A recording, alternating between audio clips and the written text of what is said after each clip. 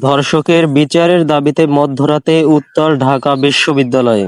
দেশের বিভিন্ন জায়গায় সংঘটিত ধর্ষণের সুষ্ঠু তদন্ত ও দ্রুত সময়ের মধ্যে সর্বোচ্চ শাস্তি কার্যক্রমের দাবিতে মধ্যরাতে বিক্ষোভে নেমেছেন ঢাকা বিশ্ববিদ্যালয়ের শিক্ষার্থীরা। বিশেষ করে মাগুরায় ৮ বছরের আসিয়ার ধর্ষকের সর্বোচ্চ শাস্তির দাবিতে তারা মিছিল করেন।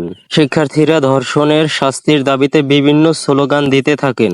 পরে তাদের সাথে বিশ্ববিদ্যালয়ের বিভিন্ন হলের শিক্ষার্থীরা যোগ দেন। নারী শিক্ষার্থীরা মিছিল নিয়ে বের হন। তারা মিছিল নিয়ে ঢাকা বিশ্ববিদ্যালয়ের গুরুত্বপূর্ণ স্থানগুলো প্রদক্ষিণ করতে থাকেন। এ সময় তাদের সাথে বিশ্ববিদ্যালয়ের প্রায় প্রতিটি হলের শিক্ষার্থীরা অংশ নেন এবং ধর্ষকের সর্বোচ্চ শাস্তির দাবি জানাতে থাকেন। ধর্ষকদের দৃষ্টান্তমূলক শাস্তির দাবি জানান শিক্ষার্থীরা।